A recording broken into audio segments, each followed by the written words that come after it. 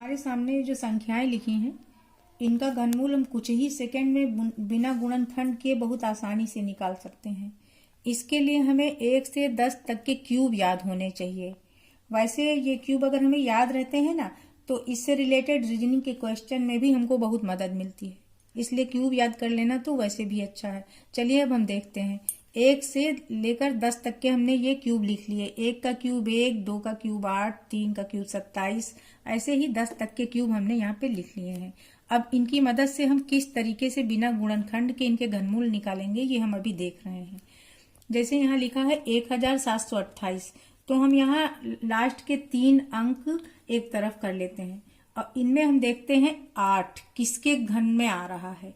तो यहाँ देख रहे हैं 2 के घन में 8 आ रहा है, तो इधर हमें 2 लिख देना है बस। फिर हम इधर देखते हैं जो छूट रहा है अंक, इधर 1 छूट रहा है। 1 किसका घन है? 1 का, तो यहाँ पे हमने 1 लिख लिया। हमने क्या देखा? 1728 का घनमूल आ गया 12। ऐसे ही हम आगे की संख्याओं को देख रहे हैं। 2744, इसमें भी हम लास्ट की 3 संख्याओं में सबसे जो आखिरी अंक है उसको देखेंगे। 4 किसके घनमूल में आता है? किसके घन में 4 आता है? 4 चौक 16 चौको 64, 4 के घन में आया है लास्ट में 4, तो यहाँ पे हम क्या लिख देंगे? 4। अब हमें दूसरा अंक इधर वाला देखना है, उसको हम तय करेंगे। ये जो बचा है 2 जो है ये किसके किसके घन के बीच में आता है? तो 1 का घन तो 1 होता है, 2 का घन होता है 8, तो इसमें से जो छोटा है 1 और 8 के बीच में 2 आ रहा है, और छोटा इसमें कौन सा है? 1 छोटा है, तो 1 ही हम लिखेंगे। जिन संख्याओं के बीच में वो घन आता है छोटी वाली संख्या ही लिखी जाती है। तो 2744 14 का घन हो गया। अब हम प्रैक्टिस के लिए आगे की संख्याओं को भी देख रहे हैं। 29,791 है। अब यहाँ 791 एक तरफ और 29 एक तरफ। 791 में 1 अगर हम देखें कि किसके घन में आता है 1, तो 1 के ही घन में 1 आता है, तो यहाँ 1 हम लिख लेते हैं। अब बचा यहाँ पे 29 को हमें ये देखना है कि किस किस के बीच के घन में ये आता है।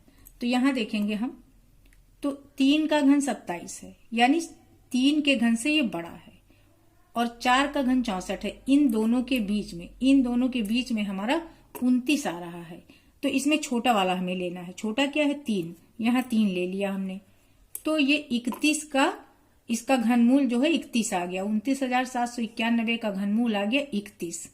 अगली संख्या हम देख रहे हैं 54,872। अब इसमें फिर वही 872 में हम लास्ट में देखेंगे 2 किसके घन में आता है? 8 के घन में आता है, तो यहाँ हमें 8 लिख लेना है। दूसरा हमारा 54 बचता है।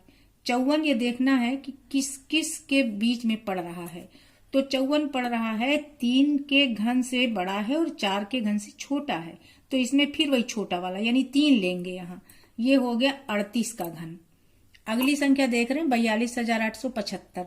875 एक तरफ लेंगे, 5 देखेंगे कि किसके घन में आता है, तो 5 पचे 25, 5 125, ये 5 यहाँ लिख देंगे क्योंकि ये 5 के घन में आता है 5। 42 देखते हैं किस किस के बीच में आ रहा, तो 42 फिर देखिए 27 से बड़ा 64 से छोटा, तो इसमें छोटा वाला लेंगे यानी 3 लेंगे, यहाँ पे 3 लिख देंगे। 42,875 का घनमूल हो गया 35। अगली संख्या देख रहे हैं 79,507। अब इसमें 507 में हम खाली इकाई वाला अंक हमें देखना रहता है कि 7 किसके घन में आ रहा है, तो 7 आता है 3 के घन में। 3 तिया 9 तिया 27, तो यहाँ हम क्या लिख लेंगे? 3 लिख लेंगे। अब हमें दहाई का अंक निर्धारित करना है, तो 79 किसके बीच में आता है? 79 को अगर हम देखें तो ये 64 से बड़ा और 125 से छोटा। अब इसमें हमें छोटा वाला लेना है, तो इसमें छोटा कौन है? 4, यहाँ पे 4 लिख देंगे। ये हो गया 43 का घनमूल। अगली संख्या है 4096। फिर 96 में हम देखेंगे तो ये 6 का घन 216 होता है ना, तो ये हो गया 6। अब दहाई का अंक हमें देखना है।